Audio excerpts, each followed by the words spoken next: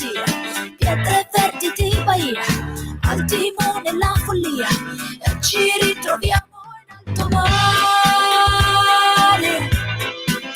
in alto mare, per poi lasciarsi andare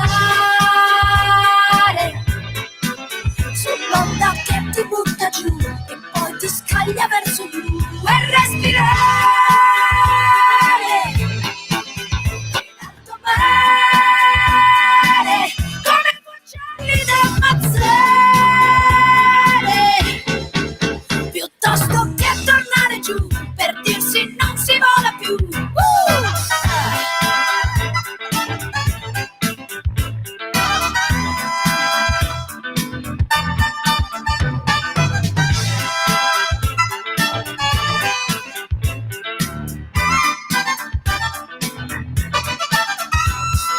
Navigando lo so già che la terra spunterà, è normale sia così perché noi viviamo qui tra i rumori di una via, tranquillanti farmacia, figli dell'ideologia, e non possiamo starci in alto mare, in alto mare, per poi lasciarsi andare sull'onda che ti butta giù e poi ti scaglia verso blu e respirare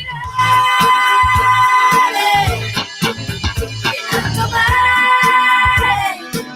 come gli uccelli da ammazzare, piuttosto che tornare giù per dirsi non si vola più e respirare in alto mare come due uccelli da ammazzare, piuttosto che tornare giù per dirsi non si vola più.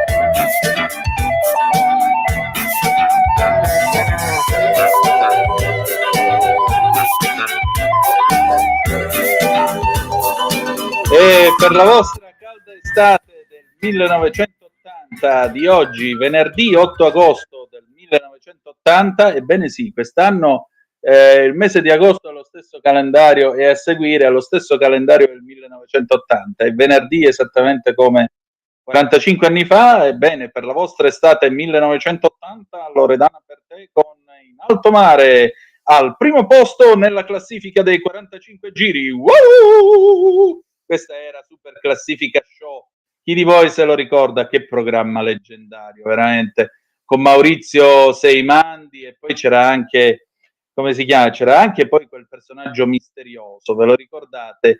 DJ X, che era questo tizio con la testa da disco ball, da palla da discoteca e gli occhiali da sole.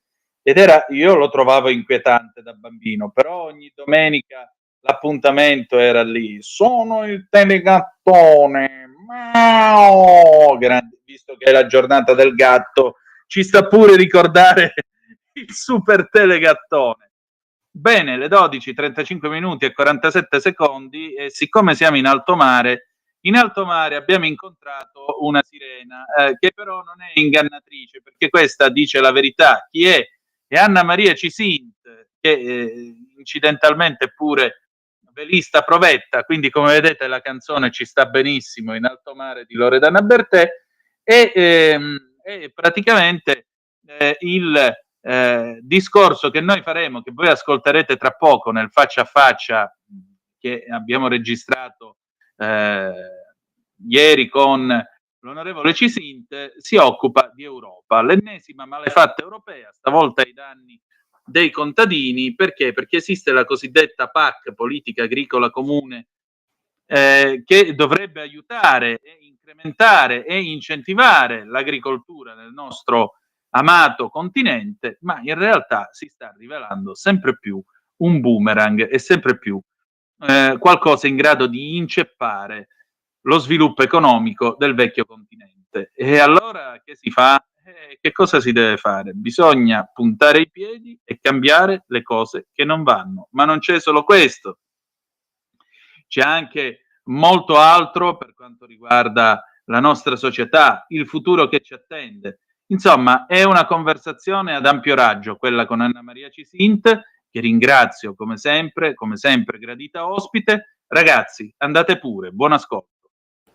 E allora è tornata a trovarci Anna Cisint, eurodeputata della Lega, già sindaco di Monfalcone, e io partirei da questo pezzo di Carlo Cambi che è uscito giusto ieri, il 6 di agosto, sulla Verità, proposta di regolamento del Parlamento europeo e del Consiglio che stabilisce le condizioni per l'attuazione del sostegno dell'Unione alla politica agricola comune per il periodo dal 2028 al 2034. Traduzione di questa cosa che vi ho già letto. Bruxelles ancora contro i contadini, niente fondi PAC se sono in pensione. Anna, ma che sta succedendo qua? Ma intanto ancora una volta si può dire con sicurezza che l'Europa è contro gli agricoltori. Lo è in questa prima, questa stesura della PAC che hai citato, e che è la programmazione agricola per gli anni dal 28 al 34, con una riduzione di finanziamento che sfiora i 90 miliardi di euro. Cioè vuol dire che 87 miliardi di euro, per la precisione, verranno tolti alla programmazione per l'agricoltura rispetto alla programmazione precedente. Già questo è una botta non da poco per un settore in crisi, perché ricordo a me stessa prima di tutto che costantemente agricoltori e allevatori si fanno campanello, portano i mezzi e disperatamente cercano di essere supportati proprio davanti a Bruxelles o a Strasburgo. Ne ho parlato molte volte con alcuni rappresentanti che costantemente appunto ci raccontano di una situazione al limite, oltre il limite direi, anzi, e questa è un'ulteriore sberla, una botta forte per farli fallire, perché io penso alla fine che questo sia l'obiettivo che ha l'Unione Europea, la Commissione Europea rispetto alla gestione, diciamo, degli agricoltori, dell'agricoltura. E poi c'è, come hai detto, la questione dell'azzeramento dei contributi per i pensionati. Allora, in un momento in cui si piange l'inverno demografico, in un momento in cui tutti hanno bisogno di manodopera, hai i pensionati agricoli che generalmente nel caso nostro lavorano nelle loro piccole aziende, spesso familiari, e diciamo integrano una piccola pensione che hanno, no, perché gli agricoltori non è che vivono di pensioni così tanto ricche, e riescono ad integrarle. Anche in questo caso l'Unione Europea, la Commissione, ha pensato bene di azzerare, massacrare ulteriormente anche persone fisiche, piccole aziende, persone che comunque in questo momento hanno bisogno di lavorare in aziende che hanno bisogno di personale. Anche in questo caso perché? Perché gli obiettivi che ha la Commissione Europea sono sempre più evidenti, e sono due. Il primo è quello di valorizzare, di utilizzare, di supportare le multinazionali, e le multinazionali pure aprendo a mercati extraeuropei, no? È uno dei temi questi, cioè i nostri agricoltori, i nostri allevatori non possono utilizzare fitofarmaci e quant'altro per riuscire a mantenere produzioni accettabili, ma invece l'Unione Europea incredibilmente consente l'acquisto di prodotti da paesi dove questo si utilizza. Il grano dal Canada non è l'unico esempio, ce ne sono moltissimi. Infatti anche in questo caso il supporto a mercati extraeuropei, quelli dell'America del Sud e centrale ad esempio, ne sono una evidenza. E per quanto riguarda i poveri agricoltori in pensione, che fino ad oggi con il versamento appunto dei contributi potevano integrare la pensione, e non si può dire, beh, guarda, spazio ai giovani, perché la verità vera è che invece io avevo parlato anche durante il periodo elettorale con agricoltori, con rappresentanti degli agricoltori, e tutti hanno un tema che è quello ovviamente della manodopera. Quindi non è vero che in questo caso si agevola l'inserimento dei giovani, perché i giovani possono, anzi ben venga, possono inserirsi in questo contesto in ogni caso, visto l'inverno demografico che passa il nostro paese, no? Ecco, la verità è che la manodopera che arriva dai paesi extraeuropei è una manodopera a basso costo, questa è la verità vera. E quindi anche in questo caso, io lo so perché da sindaco purtroppo vivo in una città in cui una grande azienda ha fatto questa scelta, cioè ha deciso con appalti e subappalti di investire in manodopera a basso costo, ma questo genera un problema gigantesco di dumping giuridico, salariale, di svalorizzazione del concetto e del valore del lavoro, no? Ecco, questo è quello che sta facendo l'Unione Europea, la Commissione Europea, con questa programmazione 28-34, che per quanto riguarda l'agricoltura trova in questi due elementi centrali i punti nevralgici più negativi. Poi ce ne sono anche molti altri, e devo dire che il terzo aspetto che mi sento di sottolineare con forza e che combattiamo ovviamente in tutti i modi assieme ai miei colleghi, anche della pesca lo è, nel senso che la programmazione nel settore della pesca è in riduzione rispetto alla precedente del 67%, quindi anche lì i finanziamenti sono previsti in percentuali davvero minime rispetto alle attuali, e anche nella pesca, altro settore primario in difficoltà, no? E anche lì con tanti magheggi per creare problemi giganteschi ai pescatori, che siano quelli dell'Adriatico, che siano quelli del Tirreno, anche se è abbastanza diversa la questione fra l'una e l'altra area, no? Perché comunque sono tipologie di pesche diverse. Siamo riusciti ad esempio a salvare con un mio emendamento nell'acquacultura la pesca dell'anguilla nelle acque interne, anche quelle volevano bloccare. Quindi è tutto un tentativo di eliminare i piccoli per dar da mangiare alle multinazionali, introducendo quanto più possibile manodopera a basso costo. E la cosa che è vomitevole è l'obiettivo ulteriore finale che ha la von der Leyen, per cui ricordo a tutti, la Lega ha votato la revoca del suo mandato, unica, devo dire, del centrodestra ad averlo fatto. Beh, l'obiettivo è quello di portare a casa in Germania, in particolare, ma anche in Francia, tutte le risorse possibili e immaginabili, quindi soldi, per il riarmo. Ecco, perché poi tutte queste riduzioni di trasferimenti, e non sono le uniche, servono a rimpinguare, a far cassa per finanziare l'industria della guerra. Quindi a noi vogliono dar da mangiare scatolette, vogliono portare a casa un sacco di lavoratori extracomunitari che ci distruggono i tessuti sociali delle città, e poi farsi le fabbriche della guerra, visto che col Green Deal hanno distrutto le fabbriche dell'automotive. Questo in sintesi è quello che sta accadendo. Ecco, che bello scenario, aggiungerei, uno di quegli scenari veramente che lasciano molto ben sperare, non tanto per noi quanto per i nostri figli, veramente. Ma certo.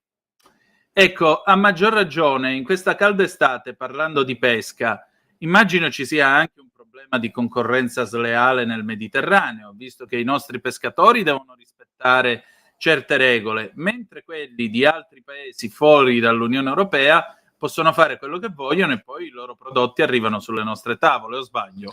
Ma questo purtroppo è vero, e vale nell'agricoltura, come dicevo, vale nella pesca, vale nel marittimo, vale in molti ambiti. Nella pesca certamente chi sta fuori dall'Unione Europea non ha vincoli, soprattutto ad esempio non ha da gestire equipaggi, o addirittura ci sono i paesi che supportano il ricambio flotte e da noi hanno veramente cercato in tutti i modi di massacrare i pescatori.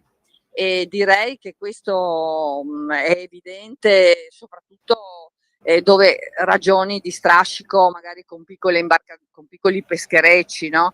Pensa che addirittura, pur essendoci un divieto generale di videosorvegliare i lavoratori, hanno disciplinato una norma, hanno approvato una norma ancora nel precedente quinquennio, con la quale viene reso obbligatorio per i pescatori installare le videocamere a bordo dei loro pescherecci, cioè veramente situazioni che sono inaccettabili. Ma questo avviene in generale, l'Unione Europea se ne frega, la verità vera è che bisogna essere franchi e dire le cose come stanno, anche se a volte è molto complicato per equilibri di tutti i tipi, no? Però la vera verità è che l'obiettivo non è il piccolo la piccola azienda. Se pensiamo che la Germania ha piccole aziende che sono di 50-60 dipendenti, nessuno ha una realtà come la nostra, quindi l'Italia è particolarmente penalizzata.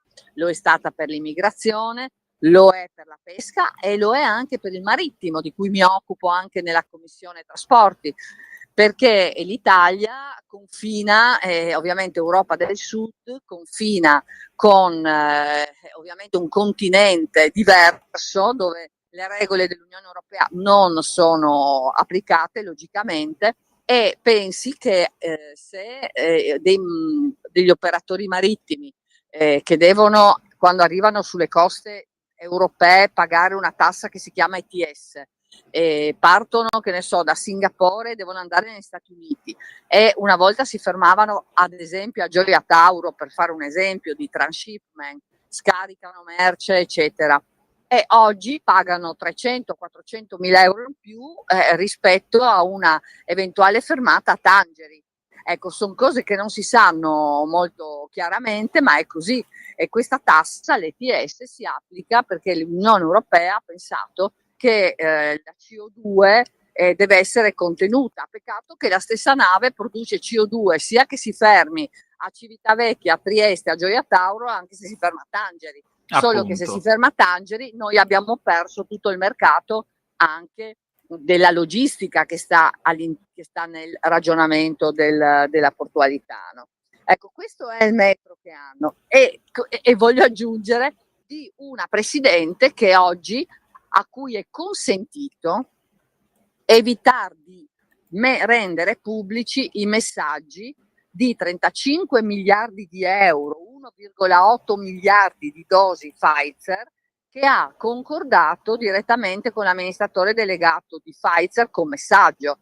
Allora, io ho fatto il sindaco e anche il dirigente pubblico, non mi sono mai sognata di comprare neanche 100.000 euro di robe per il comune senza far gare, no? Ecco, lei e adesso la sua segreteria, la commissione, lei, hanno sostenuto che questi erano messaggi che non potevano essere salvati, quindi non li ha salvati. Ecco, siamo in mano a questi personaggi. Straordinario, veramente. Io lo trovo surreale, cioè se non fosse per i morti e per tutto quello che c'è stato, sembrerebbe quasi un film comico, ma si può contrattare per miliardi di euro con i messaggini del cellulare, cioè manco WhatsApp. Ma ti verrà il dubbio, ma ti verrà oggi a tutti noi, no? Ma tutti tacciono. Io ho fatto un'interrogazione su questo il 15 maggio perché c'è stata una sentenza perché un quotidiano statunitense ha portato in giudizio questa situazione e la sentenza dà ragione al quotidiano che dice no, non doveva essere considerata privacy. Direi, sono soldi pubblici utilizzati. Allora, il giorno dopo la sentenza io ho fatto un'interrogazione alla Presidente e sto aspettando ancora la risposta, quindi era il 15 maggio, siamo quasi a Ferragosto. Io sto aspettando la risposta perché ho chiesto di vedere che renda ovviamente ai parlamentari, per l'amor del cielo, il segreto che ognuno di noi può portare avanti dal punto di vista delle regole di ingaggio, eccetera, però che li renda pubblici, visto che c'è una sentenza che lo dice. Io non ho avuto risposta, e la risposta che hanno dato al giornale, che ho letto l'altro giorno in un'ANSA, è stata: beh, ma ormai quei messaggi non sono più nel 2025, quando è possibile sapere che cosa è successo 7-10 anni prima, andando a verificare. No, per lei quei messaggi non sono più reperibili. Allora ti viene il dubbio anche su la, come dire, serietà della questione, no? Perché se tu fai una roba del genere e compri 35 miliardi di euro di cose con soldi pubblici e li contratti con un messaggio di cellulare o WhatsApp, mi pare che siamo oltre il limite. Decisamente oltre il limite. Al di là di questo, ecco, quest'estate qual è il tema più bollente, diciamo così, per restare in tono col clima? Ma ce ne sono più di uno, devo dire, perché la sicurezza, beh, noi intanto voglio fare i complimenti al ministro Salvini per tutto, per il sogno del ponte, che è un ponte per l'Italia, ecco, non è il ponte della Sicilia, è un ponte per l'Italia. Sono stata recentemente in Sicilia e devo dire che essere riuscito dove quasi tutti hanno fallito fa bene alla fiducia per il futuro. Quindi intanto questo è un tema dell'estate importante, siamo riusciti a fare un passo davvero importante e io credo che questo sia un tema di sviluppo del territorio, di sviluppo di una regione e di sviluppo di un paese. Poi l'altro tema sicuramente caldo continua a essere quello dell'Islam, perché ogni giorno di più noi ci accorgiamo, noi lo denunciamo, di situazioni che i cittadini ci comunicano, che noi vediamo o gli altri ci dicono che ci sono, di imam impazziti che applicano la Sharia, la questione dei centri islamici finanziata da diciamo fondazioni che sono vicine ai fratelli musulmani, scuole coraniche che nascono come funghi. Ecco, questo è un tema. Ma sa perché è un tema dell'estate questo? Perché questo è un tema, purtroppo, il cancro del futuro. È il cancro, quindi ogni giorno non arretrerà questa problematica, crescerà, bisogna intervenire con molta urgenza, e questo è un tema d'estate, d'autunno, d'inverno, da primavera, di sempre. Bisogna riuscire a bloccare l'arrivo dei radicalizzati, bisogna applicare norme che blocchino e che rispettino, che facciano rispettare il nostro paese, e questo è un tema sicuramente importante e urgente. Ecco, metterei questi in cima a tutto.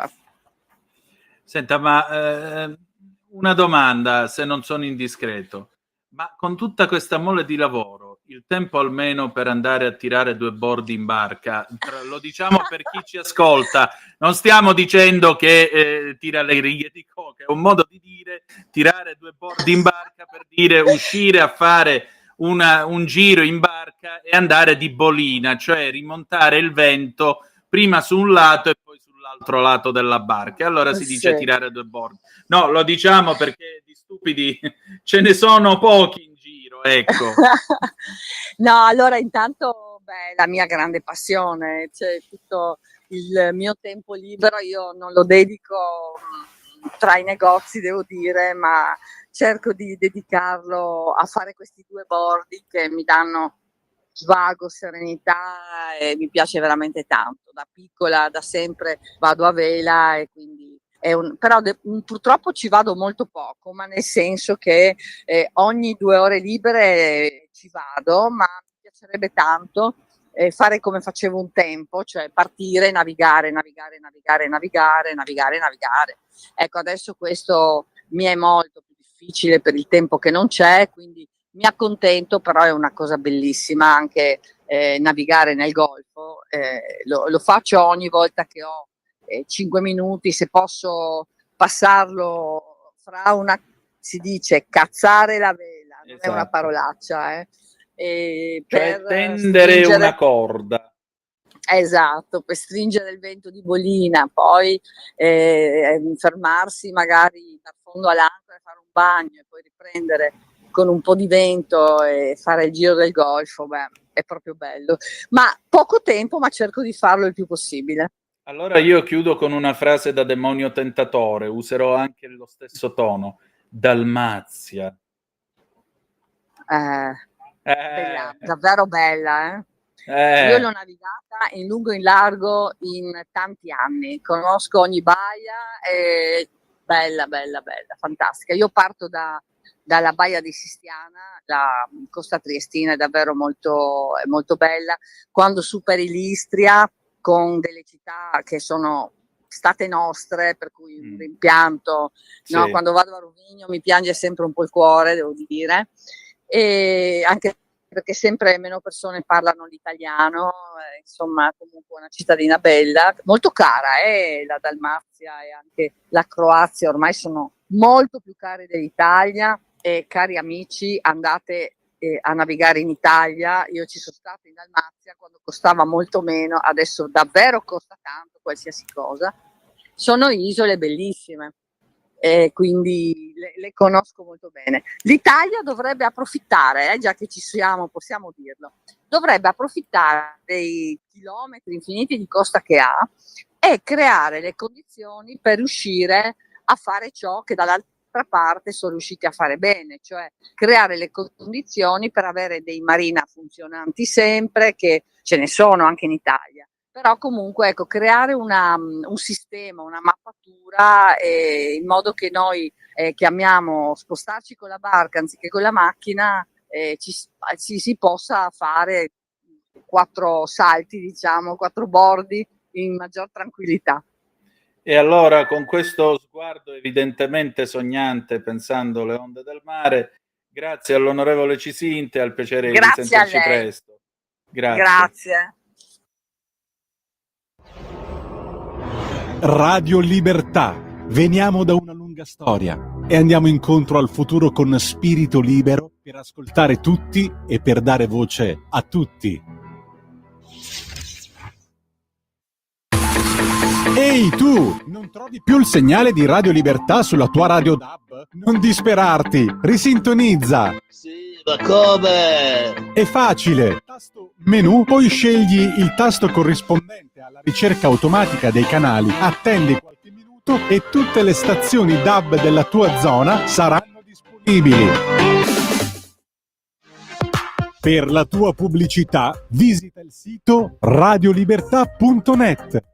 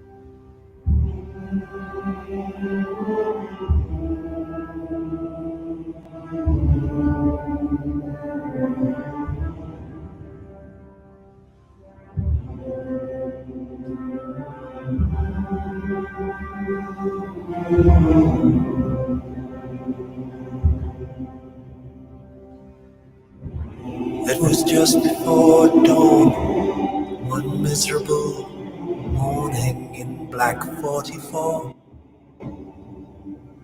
when the forward commander was told to sit tight, when he asked that his men be withdrawn, and the generals gave thanks as the other ranks held back the enemy tanks for a while, and the Anzio bridgehead was held for the price of a few hundred ordinary lives. And kind old King George sent Mother a note when he heard that Father was gone. It was, I recall, in the form of a scroll, gold leaf and all. And I found it one day in a drawer of old photographs hidden away, but my eyes still grow dim to remember His Majesty signed with his own rubber stamp. It was dark all around, there was frost in the ground when the tigers broke free. And no one survived from the Royal Fusiliers Company C. They were all left behind, most of them dead, the rest of them dying. And that's how the high command took my daddy from me.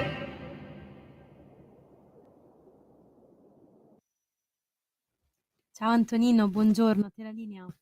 Ciao Sveva, ben trovata. Come vedete abbiamo fatto il cambio dei macchinisti, l'una 2 minuti e 50 secondi sulle magiche onde di Radio Libertà. Antonino Danna al microfono con voi. Il pezzo che avete ascoltato viene dall'album The Final Cut del 1983 dei Pink Floyd, When the Tigers Broke Free. Chi sono le Tigers? Sceglietelo voi. Parliamo adesso della guerra a Gaza, dell'occupazione di Gaza che è stata decisa dal governo israeliano, ma questo è qualcosa che naturalmente causa non pochi dibattiti e non poche polemiche anche all'interno delle forze armate di Tel Aviv stesse.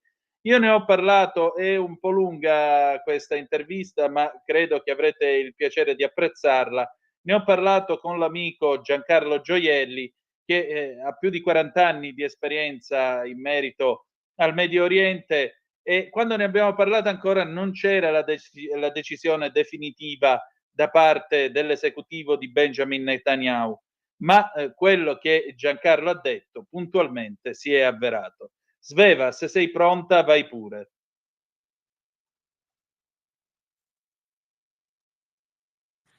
E allora, il gradito ospite che torna oggi in trasmissione da noi è Giancarlo Gioielli, che voglio ringraziare, ha una lunghissima esperienza di Medio Oriente e questo gli permette di guardare la situazione con un occhio alquanto obiettivo. Giancarlo, allora, qui mi pare che siamo in una situazione nella quale dire che è un gran casino è il minimo sindacale o forse essere riduttivi. Allora, c'è il ministro Ben Gvir che se n'è andato a pregare sulla spianata delle moschee e si sapeva già dal 67 che gli ebrei non erano graditi lassù, men che meno a fare manifestazioni di preghiera che in realtà sono manifestazioni politiche.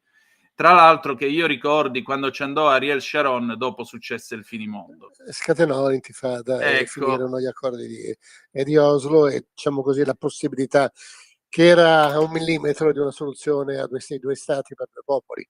Ecco. Era quasi fatto tutto e lì si scatenò quello che è successo poi.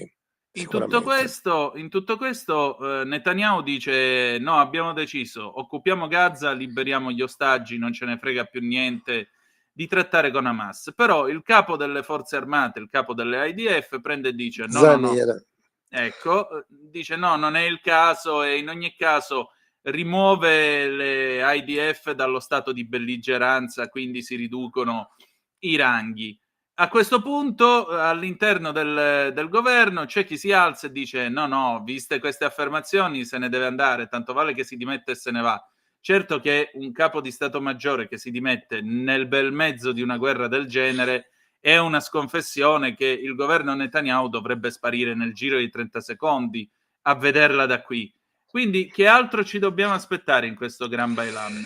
Guarda, io credo che in questo momento ci sia una situazione drammatica quanto contraddittoria a Gaza, che diventa lo specchio, diciamo così, una situazione speculare di una situazione meno drammatica in termini di pericolo per la vita e la sicurezza delle persone, ma sicuramente è contraddittoria per quanto sta accadendo.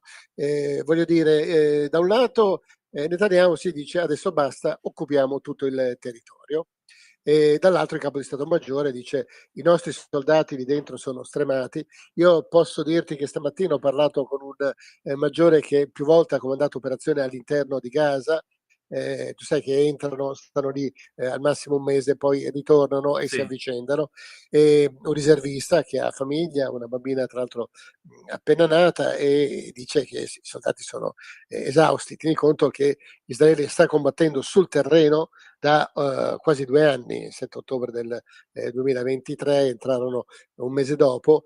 Ci sono stati 50-60 mila morti, adesso le fonti sono quelle di Hamas, per cui vanno prese con estrema attenzione, a fronte poi ovviamente del massacro orribile che c'è stato il 7 ottobre, 1200 civili. Ogni tanto va ricordato tutto questo, ma 2 anni di guerra, 2 anni di bombardamenti non hanno portato a nessun tipo di soluzione, hanno portato a una istruzione nella striscia, ma sicuramente non a un controllo di Israele, da parte di Israele della striscia. Anzi, diciamo così, che tutti i tentativi non dico di dialogo, ma di mediazione, di trattative, eccetera, gli unici che hanno funzionato sono state le trattative che hanno comportato una sospensione dei combattimenti e la liberazione di più di 100 ostaggi. Di 200 ostaggi, 100 in 2 diverse fasi. Gli ostaggi che sono ancora a Gaza vivi sarebbero una ventina, secondo fonti israeliane e secondo fonti anche interne di Hamas. Ci sono i corpi di un'altra trentina di ostaggi morti. Netanyahu dice a questo punto basta, Hamas non la libererà mai, noi entriamo e occupiamo tutto. Ma cosa succede? Il capo di Stato Maggiore dice le truppe sono esauste. Gaza non è vero che controlliamo il territorio, perché quando dicono che il 75% del territorio della striscia di Gaza è controllato, oppure comunque in quel territorio c'è una presenza di militari israeliani che in qualche modo controlla la zona, è autorizzato a sparare, però contrasta con la dichiarazione proprio di 2 giorni fa dell'ONU, che dice che invece soltanto il 10% delle già scarse rifornimenti di medicinali e viveri che entrano a Gaza, soltanto il 10% arriva alla popolazione, il 90% è sequestrato da Hamas oppure dai clan diversamente alleati, amici o nemici fra loro, e diversamente alleati, amici e nemici di Hamas, i quali poi assaltano i camion di rifornimenti e si spartiscono il cibo e i medicinali, che poi rivendono a prezzi spaventosi, $250 un chilo di farina, una cosa di questo tipo, un sacco di farina, scusa, 10 chili, cioè prezzi pazzeschi che ovviamente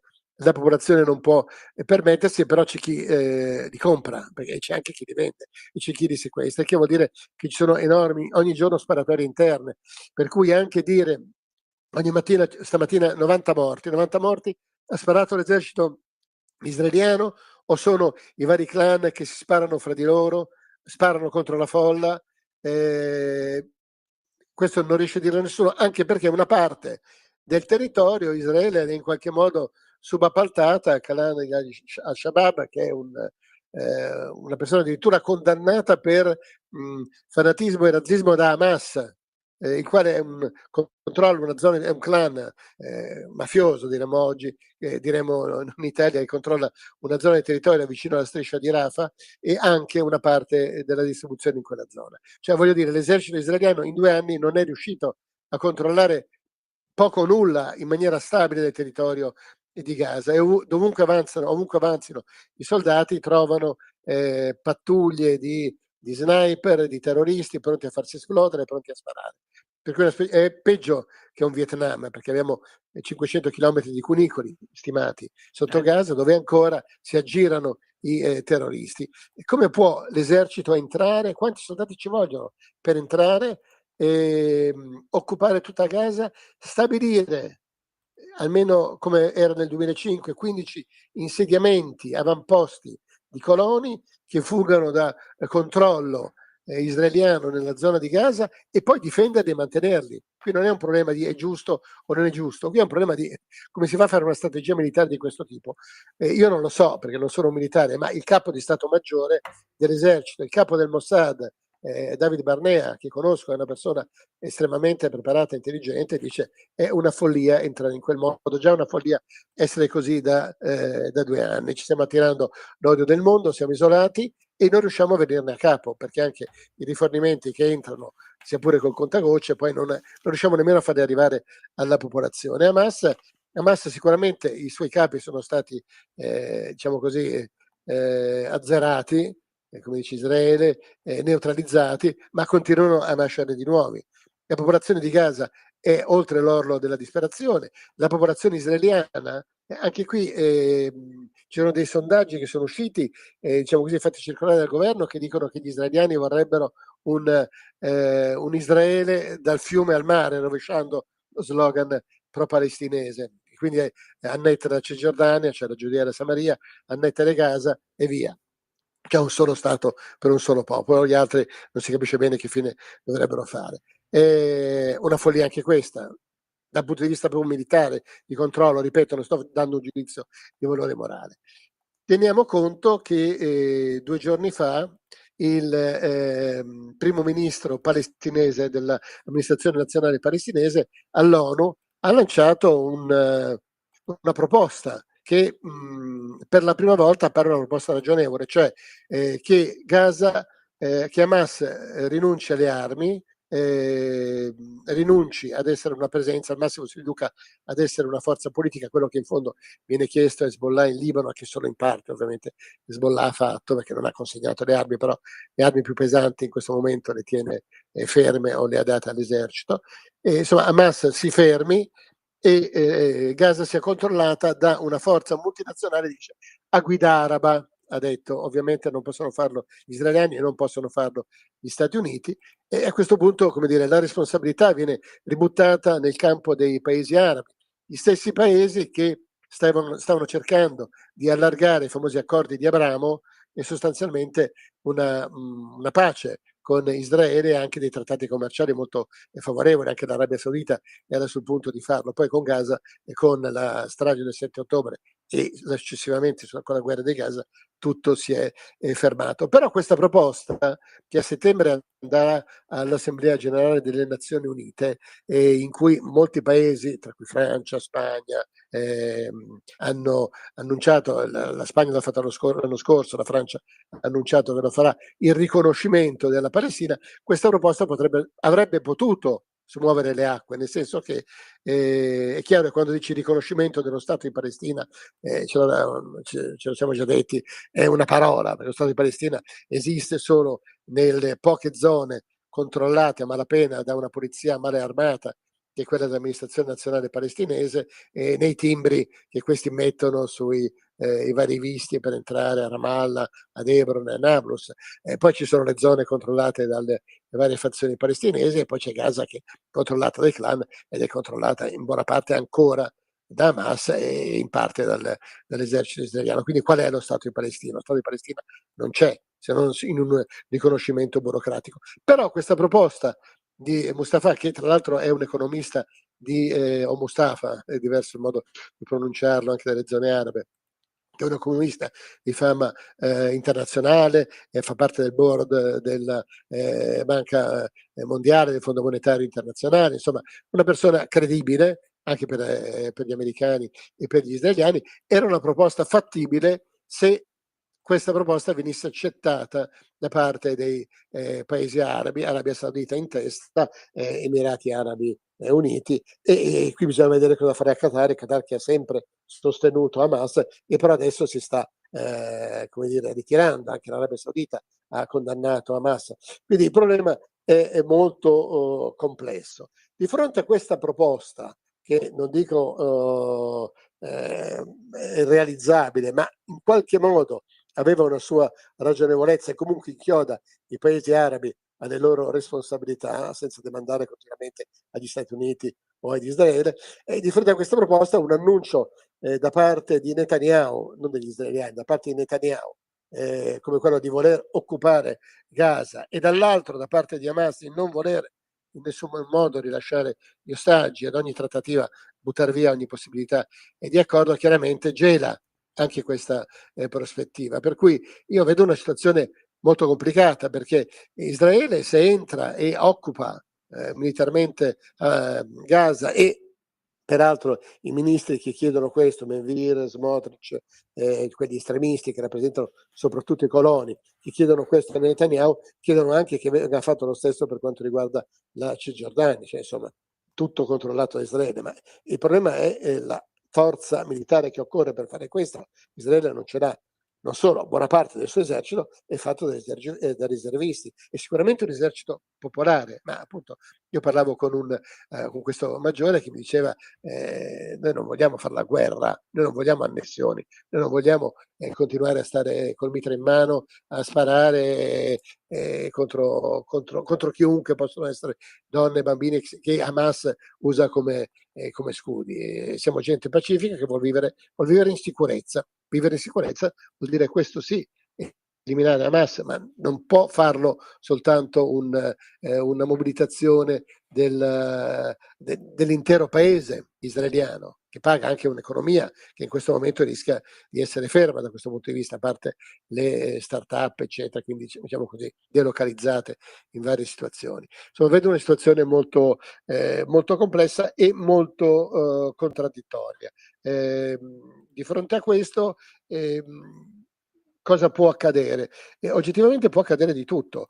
C'è anche la domanda, ma l'annuncio che è uscito di questa occupazione del territorio da parte di Israele è un ballon d'essai per vedere cosa succede, come reagiscono le grandi potenze. La Russia non parla, la Cina non parla. Trump sì ha detto fate voi, ed è una risposta che dà spesso a Netanyahu. Va bene, a questo punto risolvete la questione, è solo un problema di fame che c'è, ma non mi interessa il resto.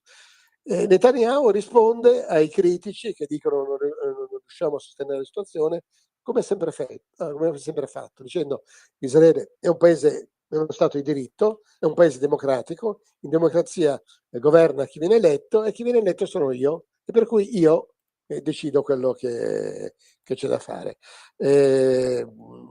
Non funziona esattamente così. No. Quando sei con un mitra in un tunnel di fronte ai terroristi di Hamas e dici sì, ma io sto sparando in nome di chi è stato eletto dal popolo israeliano. Ecco, è un po' diversa la questione. È anche vero che Netanyahu ogni 3 giorni deve presentarsi di fronte ad una corte che lo sta accusando di corruzione, evasione fiscale, una serie di reati non indifferenti, e non si capisce cosa succederà alla fine della guerra, se e quando ci sarà una fine della guerra. Sicuramente non puoi dire, trovo difficile dire che il popolo di Israele, tutto Israele, sta dietro il suo premier, che pure è stato regolarmente eletto. Non so se si rifacessero le elezioni cosa succederebbe adesso. Giancarlo, però qui mi sembra che ci siano una serie di contraddizioni, cioè mi sembra davvero il famoso comma 22, se sei pazzo puoi chiedere l'esenzione, ma se chiedi l'esenzione vuol dire che non sei pazzo. Cioè, allora, parto da Henry Kissinger, lui parlando del Vietnam, visto che è stato evocato, nelle sue memorie scrive alla guerriglia, quando si va con un esercito contro la guerriglia, alla guerriglia basta non perdere, ma l'esercito deve per forza vincere. E qui mi pare che la lezione del Vietnam si stia per ripetere. Dall'altro lato, Israele non può nemmeno fare marcia indietro, perché automaticamente Hamas direbbe: avete visto, siamo noi il piccolo Davide che ha piegato il Golia del Magen David, che è venuto coi carri armati, i missili, ma non è riuscito a scacciarci da qua.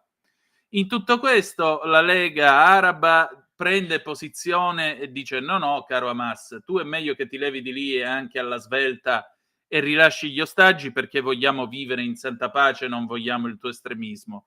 Come se non bastasse, invece, in Occidente monta un antisemitismo che fa semplicemente paura, e a maggior ragione sentiamo Free Palestine, Free Gaza, quel povero disgraziato pestato all'autogrill solo perché aveva la kippah. Ora leggevo stamattina su un volo in Spagna, addirittura gli hanno dato il pasto kosher e sopra qualcuno con la matita gli aveva scritto Free Palestine. Allora, mi pare che qui ci sono tutta una serie di controsensi. Come se ne esce? Soprattutto nel momento in cui la Lega Araba condanna Hamas, lo fa apertis verbis, perché l'Occidente, anziché continuare col riconoscimento della Palestina, non si schiera con la Lega Araba?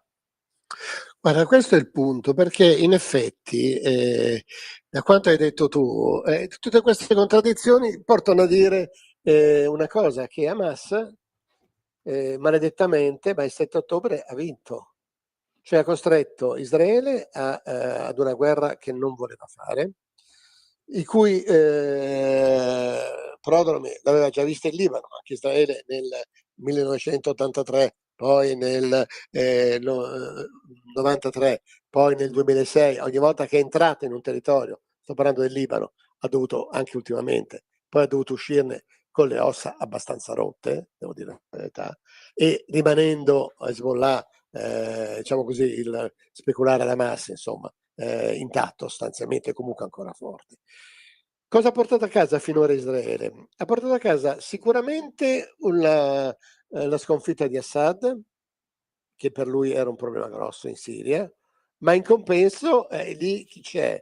Lì c'è un Al-Jolani che era il capo dell'ISIS, e quindi la Siria, è vero che non c'è più un dittatore come Assad, amico dei russi, però c'è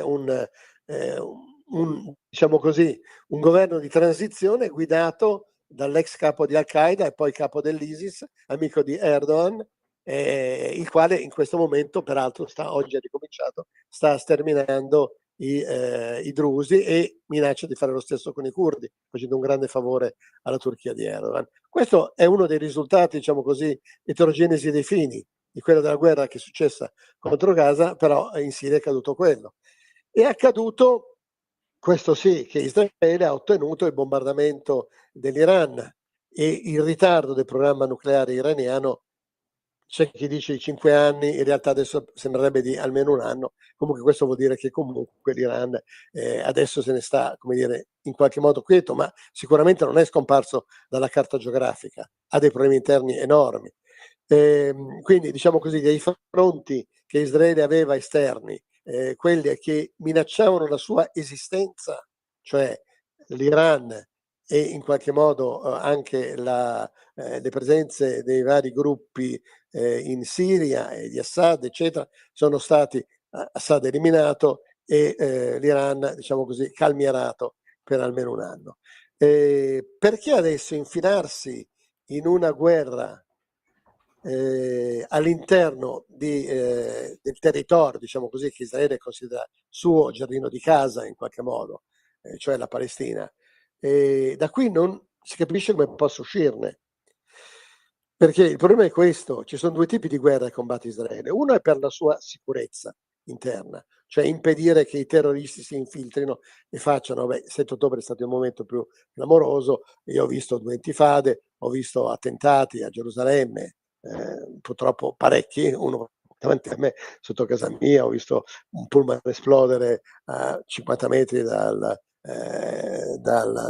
via dove abitavo, in David Square. Ma quelli sono attentati e terrorismo che non minaccia, attenzione, l'esistenza di Israele, ne minaccia la sicurezza dei suoi abitanti. Israele ha 2 obiettivi: vivere, resistere, sopravvivere, continuare ad esistere per essere il difensore degli ebrei in tutto il mondo, ma vivere anche in sicurezza. La sicurezza è minacciata dal terrorismo. Hamas dice di voler distruggere Israele, ma non è in grado di minacciare l'esistenza di Israele. Questo è sempre il grande problema di Israele. Cioè, trattare vuol dire mettere a repentaglio la sicurezza. Non trattare vuol dire impegnarsi in una guerra che mette però a repentaglio l'esistenza. E questo è il punto. Considerando che Israele è comunque un paese che possiede almeno 90 testate nucleari, diciamo che stiamo assistendo a un'escalation che è abbastanza preoccupante. Diceva Ken Follett, quando ha scritto la trilogia del Novecento, che racconta un po' come sono state tutte le guerre nello scorso secolo, che ogni guerra, le 2 grandi guerre mondiali soprattutto, è fatta di piccoli passi proporzionali e in qualche modo calcolati verso ritorsioni e rappresaglie che però si pensa di poter controllare. Controlla, arrivi al bordo come il gattino che spinge qualche oggetto sul bordo del tavolo e poi questo poi casca. Mm. E adesso la mia impressione è che in questo momento, parlando, ripeto, con questo ufficiale, è che Israele è in una situazione molto complessa. Se deve entrare e finire la guerra con Hamas, la deve finire, non può andare avanti altri 2 anni in questo modo. Non lo può economicamente, non lo può per le forze che ha, non lo può per quello che sta succedendo nel resto del mondo, dove ovviamente dal punto di vista mediatico Israele la guerra l'ha persa, perché lo slogan genocidio ormai ritorna addirittura contro persone come contro Liliana Segre, ma siamo impazziti, eppure questo viene fatto. Citavi alcuni piccoli episodi, ma purtroppo ne vedo parecchi. L'altro giorno a Roma, in Piazza del Pantheon, ho visto una ragazzina, aveva avuto 14 anni, aveva al collo il Magen David, la stella di Davide, e un gruppo di ragazzi sono passati avanti e l'hanno circondato, i Palestina, nessuno l'ha toccata, ma ragazzi, è cominciata così, diciamo così. E sembra che l'antisemitismo, e questo è antisemitismo, che ne sai, quella ragazzina come la pensava veramente, o soprattutto perché aveva al collo quella stella di Davide. È un simbolo, come dire, comunque bello, che un ragazzino può anche mettersi, ma comunque ha il diritto di farlo. È cominciata così, e la cosa paradossale è che l'antisemitismo viene spacciato in qualche modo come qualcosa di, tra virgolette, di sinistra, di liberazione. Un nuovo modo per sostenere la tua radio. Visita radiolibertà.net. Ti basta un click e potrai versare il tuo contributo volontario direttamente online. Potrai donare con ogni tipo di carta di credito, anche prepagata. Ti aspettiamo online su radiolibertà.net. Sostieni la tua radio con il tuo contributo volontario. Radio Libertà. La tua radio. Diamo voce alla nostra gente. Stai ascoltando Radio Libertà, la tua voce libera, senza filtri né censure, la tua radio. Punto. No, adesso però la liberazione è questa, i movimenti di liberazione, ecco, Hamas viene definito un movimento di liberazione, no, fermi, per gli stessi arabi e per gli stessi palestinesi, per l'Associazione Nazionale Palestinese, che è l'unico organismo riconosciuto comunque dall'ONU e dagli stati che riconoscono la Palestina come rappresentante del popolo palestinese. Hamas è un gruppo di terroristi che nel 2007 ha cacciato Fatah, il movimento di Arafat, da Gaza, innescando poi quello che poi è successo con il controllo di Gaza. Bisogna dirlo, sicuramente, questo l'hanno detto tutti i capi dei servizi segreti israeliani, tutti i giornalisti israeliani, lo stesso Netanyahu ha riconosciuto, con il, tra virgolette, complicità, chiamiamola connivenza, di Israele, che pensando di indebolire Fatah ha tollerato che Hamas ricevesse armi, soldi dal Qatar e si accaparrasse la quantità di miliardi di dollari in tutti questi anni noi abbiamo dato all'ONU perché li desse all'UNRWA e ai palestinesi. Quei soldi non sono mai arrivati ai palestinesi che vivono nelle catapecchie, nei campi profughi dal Libano alla Siria, alle stesse città della Cisgiordania. A loro non arriva niente. Però ai capi di Hamas sì, che vivono in lussuosi appartamenti, dalla Turchia, Qatar, alla stessa Gaza, ho visto non da poco. Senti, ma a questo punto la soluzione non sarebbe meglio ritirarsi e compiere degli omicidi mirati, un po' come l'operazione Collera di Dio? Cioè delle azioni mirate, usare la guerriglia esattamente come ha fatto Hamas. Ma questo è quello che Israele in realtà ha fatto dopo il 7 ottobre, perché li ha eliminati tutta la catena di comando di Hamas. Questa catena di comando però continua a rigenerarsi. Persone come Igal Carmon, che era è stato per 30 anni capo del controterrorismo di Israele, che devo dire prima del 7 ottobre aveva funzionato molto bene, e dice: noi in realtà abbiamo permesso che il Qatar nutrisse Hamas. Perché? Perché pensavamo in questo modo di indebolire i palestinesi, rafforzando Hamas. E in realtà questi scavavano tunnel, hanno preparato quello che nessuno ci credeva, non ci credeva Israele. Era questo il dramma.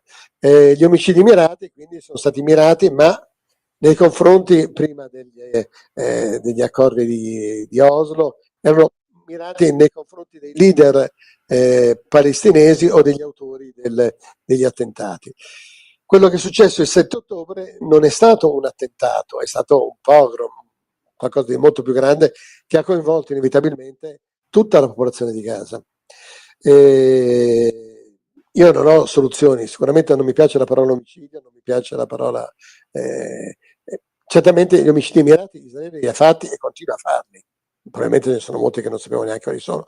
Anche con l'Iran ha eliminato 2 scienziati, ha eliminato Soleimani, che era il capo delle guardie rivoluzionarie, quello che ha organizzato Hamas a Gaza, quello che aveva organizzato tutto il programma di sviluppo nucleare e ha arruolato gli scienziati nucleari che stanno preparando, che stanno continuando comunque a sviluppare o comunque a mantenere lo sviluppo nucleare dell'Iran. Lo ha eliminato a Baghdad, lì sono stati gli americani, però insomma è difficile dire quanto Mossad e CIA hanno, dove cominci in uno e finisca l'altro in queste situazioni. Quindi, diciamo così, l'omicidio mirato serve a eliminare il capo, il pericolo, però Israele si sta comportando come se tutta Gaza e anche tutta la Cisgiordania, diciamo così, fosse un pericolo. Quindi non nei confronti di terroristi, capi di terroristi, ma di un'intera, non voglio dire usare la parola popolazione, perché poi questo rischia di portare alla questione del genocidio, che assolutamente non esiste. Però sicuramente si sta comportando come se la maggior parte dei Gazawi fossero schierati con Hamas. Ahimè, temo che purtroppo prima del 7 ottobre fosse così, e dopo il 7 ottobre io non so più dire che cosa i Gazawi pensano, perché non parlano. È un po' difficile parlare con loro, con qualcuno ho dei contatti, ma questi sono terrorizzati perché sono schiacciati fra Hamas, intercettazioni da parte degli israeliani, i clan che li ricattano. È peggio che un Far West, è peggio che è come se tutto fosse una giungla vietnamita in quella zona. E poi certo vediamo le immagini che vediamo, i bambini che poi è pieno di fake, anche i filmati che arrivano, anche lì è complicatissimo distinguere cosa è vero, cosa non è vero, a cui Hamas risponde con altri fake ancora più gravi, gli ostaggi che abbiamo visto, magrissimi. Quando sono stati girati quei filmati? Sono ancora vive quelle persone? Questo è difficile dirlo. Stasera si riunisce il Consiglio di sicurezza dell'ONU proprio su questo, sugli ostaggi, per vedere cosa fare, ma anche lì nel Consiglio di sicurezza chi siede e cosa decide. Sicuramente una forza internazionale, ma la risposta che poi ti viene spesso è: va bene, ok, una forza internazionale per Gaza, ma quanti milioni di persone sono morte in Sudan, quanti sono morte nello Yemen, quanti sono morte in Nigeria, e anche lì ti fermi. Due domeniche fa 200 persone sono state uccise mentre celebravano messa la Domenica Trinità in una chiesa della Nigeria. Qualcuno interviene? Mi risulta che piuttosto ci siano piuttosto come dire, forze regolari dell'esercito francese sono impegnate in Africa a sostegno dei vari governi nei confronti di gruppi più o meno jihadisti che si scambiano poi la palla e l'etichetta, perché anche lo jihadismo è un franchising che viene utilizzato. Di quella parte del mondo non sappiamo nulla, tenendo conto che è un intero continente, tutta l'Africa subsahariana, che poi spinge all'emigrazione, perché poi la gente che scappa attraverso il Sahara arriva sulle coste e poi cerca disperatamente di arrivare in Italia. Di quello non parliamo più, anche se dell'altro giorno la notizia dei profughi. Dico questo non per dire il benaltrismo. Allora, siccome c'è la questione del Sudan o del Congo o della Nigeria o dell'Africa subsahariana allora perché parlare di Gaza? No, parliamo di Gaza, però c'è anche l'Ucraina. Ho l'impressione che si stia ridisegnando una sorta di geostrategia che va ben oltre il Medio Oriente, tra le grandi potenze, e di cui sappiamo ben poco, sperando che chi lo faccia abbia perlomeno la testa sulle spalle e sappia cosa fa, per quanto sanguinosa, sappia cosa stia facendo. Trump, Putin, sì, non lo so. Questa è una bella domanda, secondo me. Anche secondo me. Senti, per concludere, che cosa ci dobbiamo aspettare almeno, diciamo, da qui ai prossimi 3 mesi? Una domanda da $100 milioni a cui io francamente non so rispondere. Ripeto, bisogna vedere se è un ballon d'essai questo di Netanyahu, i paesi arabi che cosa vorranno fare, perché i patti di Abramo vengono continuamente tirati fuori. Trump, l'America cosa vogliono fare, che mosse vuole fare Putin, il quale al momento sta fermo e sta trattando sull'Ucraina, e la Cina, che è la grande potenza che in questo momento se ne sta zitta, come ora muoversi, perché la Cina c'ha poi il problema di Taiwan. Cioè, ognuno in fondo c'ha la Russia c'ha l'Ucraina, Israele c'ha i palestinesi, l'Iran c'ha i curdi, la Siria c'ha i drusi, la Turchia c'ha i curdi gulenisti e vari, cioè, ognuno ha il suo gruppo o la sua enclave che vuole. Ti ricordo che metà del Pakistan è una potenza nucleare, è in guerra con l'India dichiarata, metà del Pakistan è uno stato a parte, il Belucistan, di cui non parliamo assolutamente, ed è metà del Pakistan, vuol dire che è grande come un terzo dell'Europa, che praticamente è un paese in secessione, che si prepara anche lì ad una guerra. Cioè, noi siamo veramente seduti su una serie di vulcani, non su un vulcano, su una serie di vulcani che possono esplodere, che stanno esplodendo, e altro che guerra mondiale a pezzi. C'è come una faglia di rottura molto grave. Io, francamente, non sono molto ottimista. Per tornare poi al Medio Oriente, ho proprio letto l'altro giorno una frase di Golda Meir che diceva: la guerra sarà finita quando gli arabi ameranno i loro figli più di quanto odiano noi. Si può ribaltare questa frase su parecchi popoli. Poi ci si domanda cosa spinge a questo impulso, questa pulsione di morte continua, questa guerra continua, che francamente è estenuante in termini anche economici per il mondo, se non magari per i fabbricanti di armi.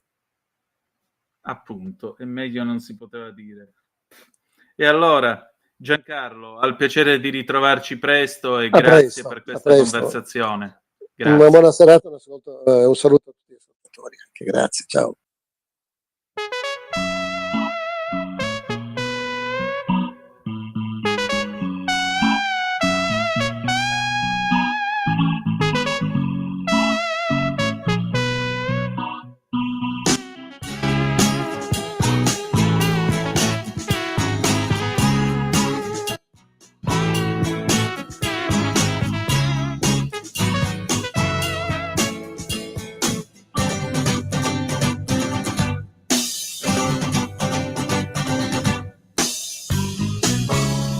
Quel gran genio del mio amico, lui saprebbe cosa fare, lui saprebbe come aggiustare, con un cacciavite in mano fa miracoli, ti regolerebbe il minimo alzandolo un po' e non picchieresti in testa così forte, no, e potresti ripartire. Certamente non volare, ma viaggiare. Sì, viaggiare, evitando le buche più dure, senza per questo cadere nelle tue paure. Gentilmente, senza fumo, con amore. Dolcemente viaggiare, rallentando per poi accelerare. Con un ritmo fluente di vita nel cuore, gentilmente senza strappi al motore, e tornare a viaggiare, e di notte con i fari illuminare, chiaramente la strada per saper dove andare, con coraggio, gentilmente, dolce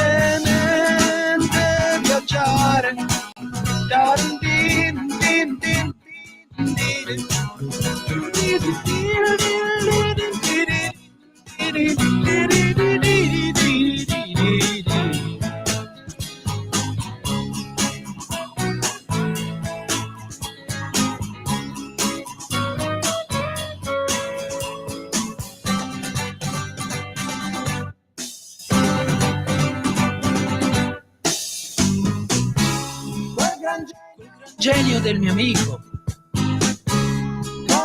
con le mani sporche d'olio, capirebbe molto meglio certo di buttare, riparare, pulirebbe forse il filtro, soffiandoci un po', scinderesti poi la gente, quella chiara dalla no, e potresti ripartire, certamente non volare ma viaggiare,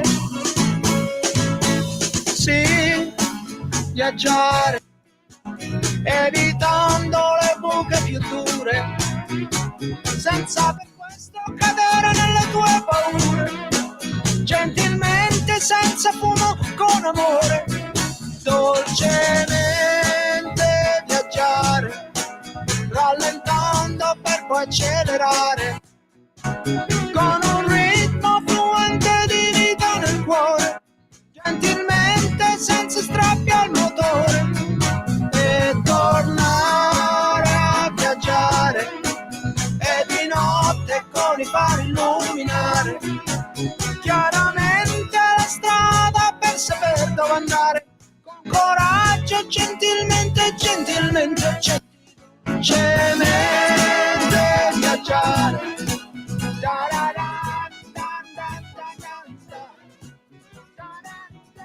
Di nuovo a te la linea, Antonino. Grazie cara Sveva, alle 13:43 minuti e 25 secondi sulle magiche onde di Radio Libertà. Avete appena ascoltato Lucio Battisti con Si viaggiare, anno di grazia 1977, e allora a questo punto 0292947222 prendiamo una telefonata che c'è già. Pronto, chi è là? Pronto Antonino, buongiorno al timone, sono Marco da Bologna. Ciao carissimo. Dunque, non sono in tema, anche se il tema così è sempre vario. Mi vorrei rifare a una telefonata che avrei voluto fare mentre stamattina, ma le linee erano occupatissime. Non ti preoccupare, un articolo in cui tu alla fine ti sei dichiarato d'accordo sul fatto che in Sicilia si sta provando a dare un senso a quello che è una legge dello Stato che non viene applicata. Mancano dei medici che si ritengono obiettori. Primo, voglio dire che nell'articolo c'è un errore, nel senso che gli obiettori non sono sempre, anzi ti posso assicurare che la maggior parte degli obiettori non lo sono per scelta morale ed etica, ma perché costretti, in quanto altrimenti alcune cliniche non ricevono medici che invece si ritengono non obiettori.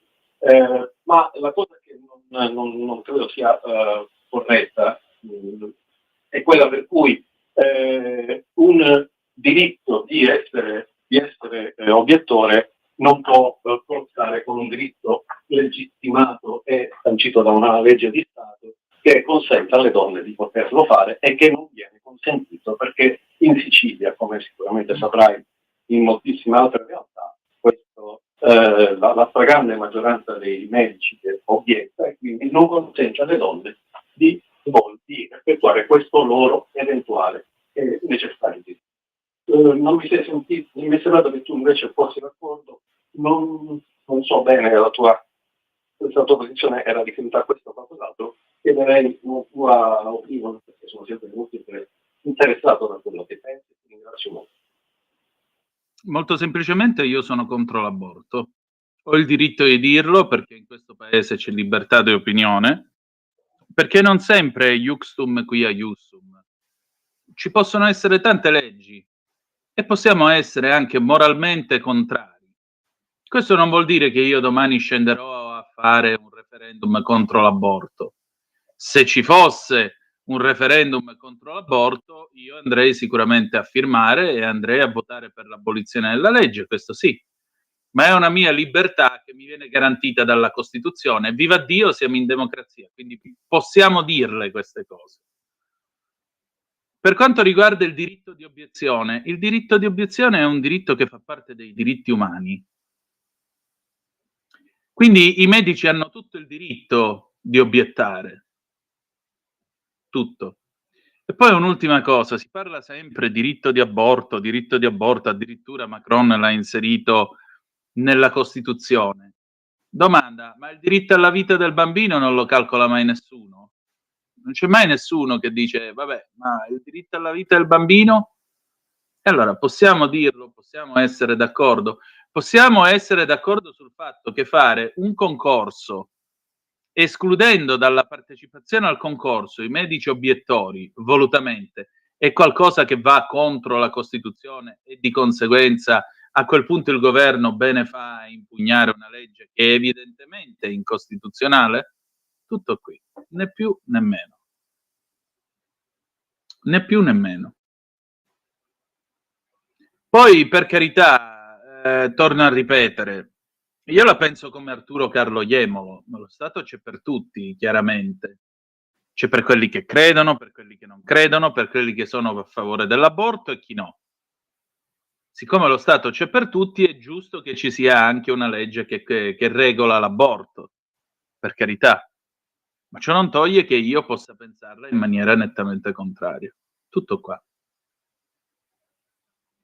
Non è che ci vuole molta cosa. Abbiamo il diritto di parlarne? Abbiamo il diritto di dire che non siamo d'accordo? Sì, certo.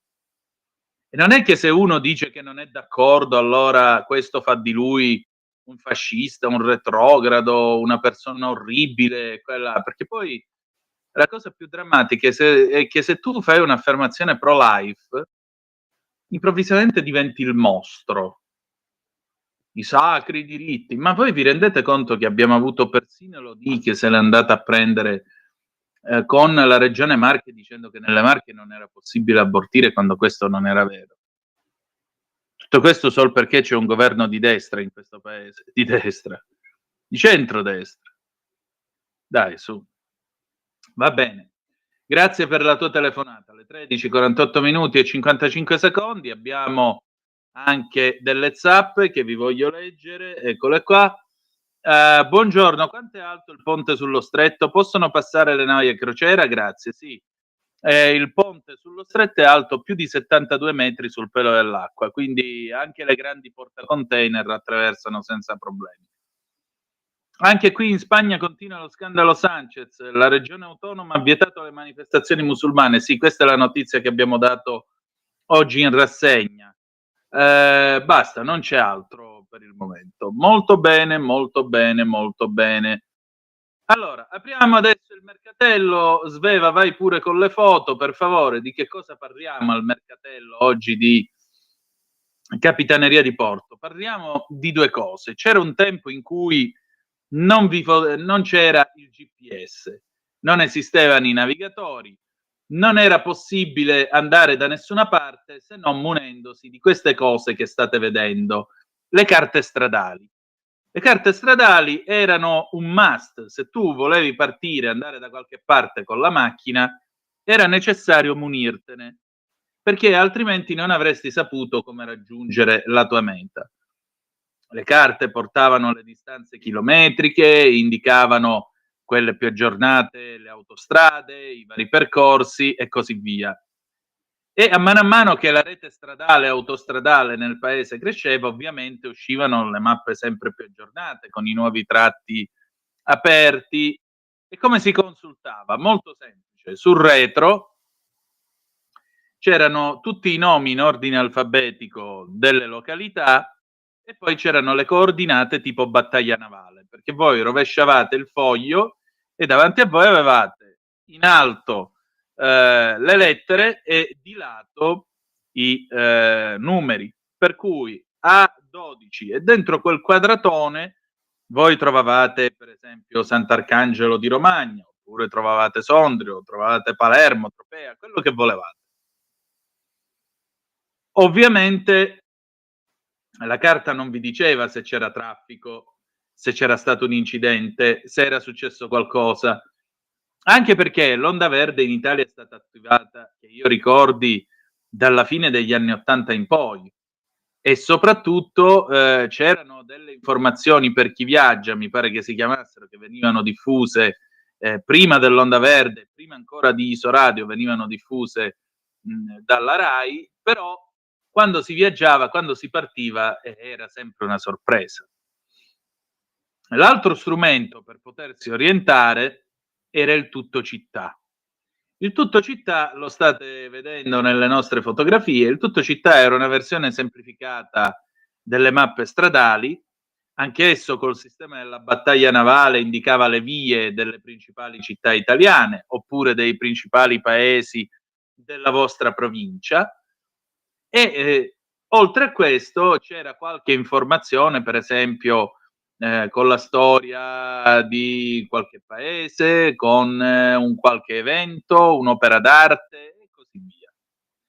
I tutto città generalmente arrivavano all'inizio dell'anno con la guida telefonica, le pagine gialle e poi c'era il tutto città che era quello che più divertiva i ragazzini perché era bello vedere le mappe che peraltro erano sempre le stesse se avevate il pallino della geografia, non cambiavano mai.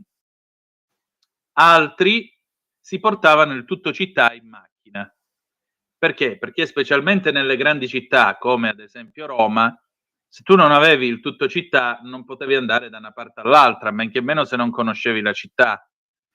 E quindi tu vedevi dei poveri disperati che in mezzo al caldo, per esempio agostano, dentro la 500, sfogliavano disperatamente fermi a un semaforo la cartina per cercare di capire, di orientarsi, dov'è che siamo, che via è, a che ora arriviamo, non lo so, però da questa parte ci arriveremo.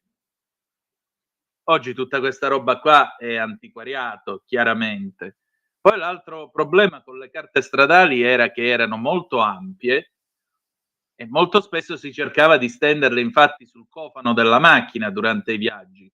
Cofano che inevitabilmente era bello caldo caldo perché magari avevate fatto una tirata di 4 ore in autostrada.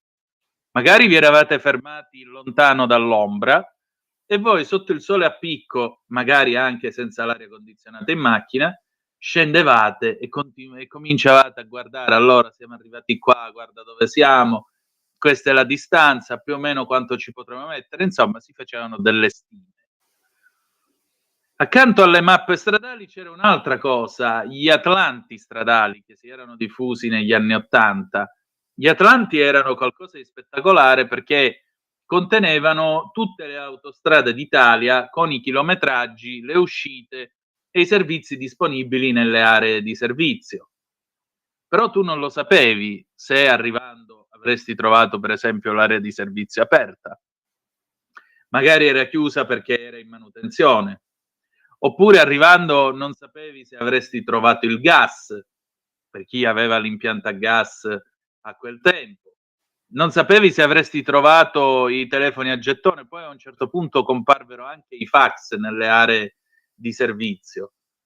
Ecco, tutta questa roba qua era affidata al caso.